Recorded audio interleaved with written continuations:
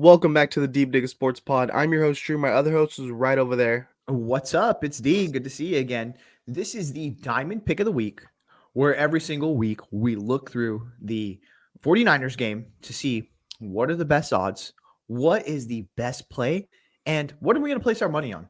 And as you can see, this week is a bye week. So we are looking through to see which game are we going to bet on, and two, what is the best bet for that game.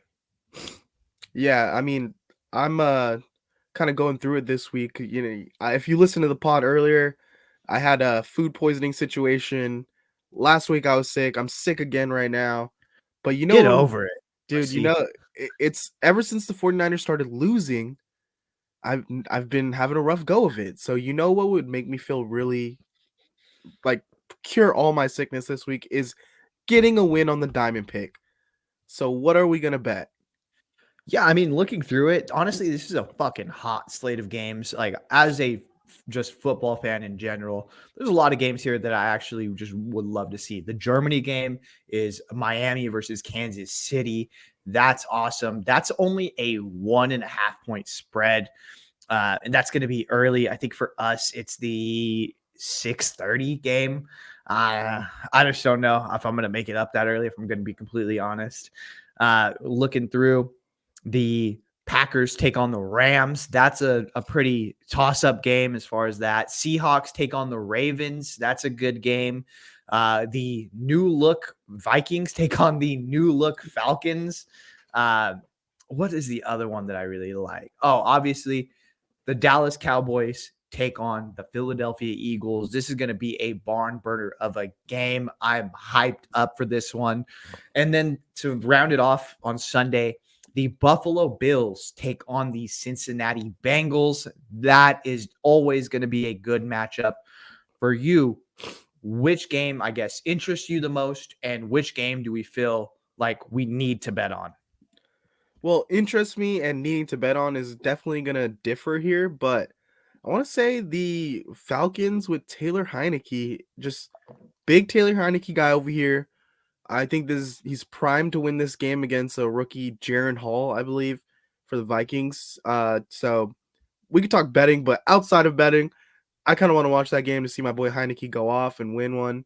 But I mean, you got to talk about the Eagles Cowboys. Like right now, Eagles best team in the NFC, record wise and probably play wise, and the Cowboys started off hot, had a couple bad losses, and now they're trying to come back and see what they can do in this division. Yeah, and so let's kind of dig into that Dallas Cowboys game. So Dallas Cowboys, they're going to be at the link so they're going to be in Philly. Dallas is a 3-point underdog. They are plus 140 as far as the money line goes. And the over under for this game is 47 points. I kind of don't know what to think about that over under number. I would want to say the over, but I don't know. I could very much see this being a very tough, gritty matchup between these two teams, not the scoring smorgasbord that you would expect. But I could also see both offenses just getting humming and going along. Like, what about you? Yeah, the same. I think this definitely can get pretty high scoring. And as far as that spread, giving the Dallas Cowboys 3 points, I would still take the Eagles, if I'm going to be honest. I think that the Eagles are more than a field goal better than this Eagles team or than this Cowboys team. I think that the Cowboys just haven't proven that they can win big matchups. When's the last time you had a Cowboys win where you were like, God damn, like this is a fucking good team, buddy? It's been a while. It's been a while. Yeah. And so if I was leaning towards, I would take Philly at -3. That's a pretty good number. And realistically, if they won by a field goal, you pushed. Push is always, depending on how you look at it, it's basically a win, but it's not. And so let's dig into some of these props. So the over under for passing yards for Dak Prescott, 255.5. The over-under for Jalen Hurts, 253.5. Out of those two, which one do you feel? Gotta go. Wait, what was Dax? 255.5 to Jalen's 253.5. Man, okay, so we're passing for over 500 yards this game total. Yep. Um, I'd say Dak, man. Like even if the Eagles are scoring and doing well, I think they could be running a good amount. But you know, Dallas, they're gonna be airing the ball out, whether they're up, whether they're down, they're throwing it downfield. And CeeDee Lamb's looking pretty fucking good. Yeah, and that's one thing that the Dallas Cowboys have done really well over the last couple of weeks is they've switched up from let's just keep pounding the ball, let's run the rock on early downs. They've actually gotten more involved in the pass game and be like, all right, let's air it out early. Let's get more convertible second and third downs, and let's get the ball into our best playmaker's hand. And our best playmaker right now is CeeDee Lamb. So I expect Dak to hit that over. Yeah, and speaking of the receivers, I don't even think we have to talk running backs here because these aren't really running back dominant teams, but No. the receivers are kind of really the stars. Like AJ Brown and CeeDee Lamb, like where are they at? Yeah, so they're over under. AJ Brown has a hefty over under. Honestly, AJ Brown might be the fucking MVP of the league right now. If it wasn't such a quarterback driven race, AJ Brown really puts the team on his back. Ever since he had that meltdown, I think it was week 2 or week 3 where he just fucking lost it. They keep feeding him the ball and he just keeps exceeding and exceeding. His over under right now is 83.5 yards.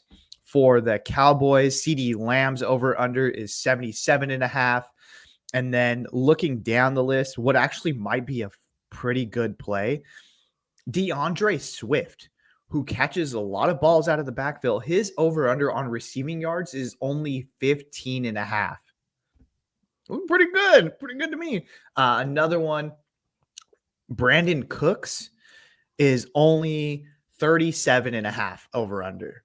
And so those are some value ones that you can sneaky like, okay, well, I know AJ Brown's going to have a big game, but is he going to go over 84 yards? I don't know. But you can look at it and squint and be like, I think DeAndre Swift gets 16. I think Brandon Cooks gets 38. Like, what are your thoughts on these?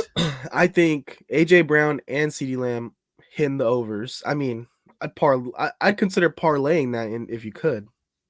Oh, shit. Let me see. I don't believe we're able to parlay that. I'll look and I'll see if there's props on it. But yeah, I feel pretty good about that. Again, AJ Brown has been nothing but a big play, big moments guy. And he is one of the, like, he just has a different type of mentality where give me the ball, like, give me it. I got this. So I 100% expect that. CeeDee Lamb, also, he's like, CeeDee Lamb's just their best player. So you're going to have to get him involved. I think he hits that over as well. If we could find a prop where it's both of them getting the over, I'm down for it. Both of them getting the over and Eagles to win. I mean, make us millionaires already. I know, right? Tell me about it. Let's double down into touchdowns. So Jalen Hurts to have one touchdown, which is not a passing touchdown. It has to be a rushing touchdown or a receiving touchdown, is minus 126. Him to have 2 plus 400. I mean, we over under on the tush pushes. Dude, right? I feel like they're going to have at least 6. Yeah. I was thinking 5. AJ Brown to get a touchdown is plus 100. That's actually that's tasty. You get even money on a guy who you know is their biggest target in the red zone. I like that. Yeah, they're going to tush push to death, but you never know. They could switch it up. We've seen last week they did the end around from the tush push position, so that's cool. And then let's see who else. Who sneaky would be good? Actually, Jake Ferguson, the Cowboys tight end. We know Dak loves the tight ends, especially when you get into that red zone. Him to get one touchdown is plus 240. Wow. That's Great value. That's great value. Oh man, if we want to talk about great value, the one, the only Julio Jones to get a touchdown plus 650. Let's not do this. Let's not go down Bro, this route. it's already happened. It's already happened this season. So, He had like one catch for 3 yards the other and he day. had a touchdown. I A mean, big. yeah, It's Jalen Hurts plus 255 passing yards. AJ Brown over 6 receptions, 85 yards receiving, and Philly to win plus 394. dude, what if we just go for it? Like, we'll not put like a crazy amount on it, but we would just go for it. What are you thinking? You want to That the drop a one you unit just on said, it? half a unit. Uh, If you want to do a unit, we could do a unit. let's just do a unit, dude. That payout is 600. That puts us I back in think the it's a game. reasonable. It's a It's not reasonable. crazy.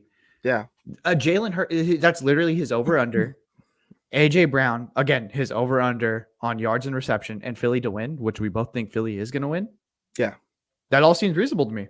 yeah, I just talked myself into it. I think I'm yeah. down. I think that's the diamond pick. All right, let's lock in the dime pick. I like how we went from like, you know what, maybe we'll do like a safe receiving yards over, and now we cooked up a parlay.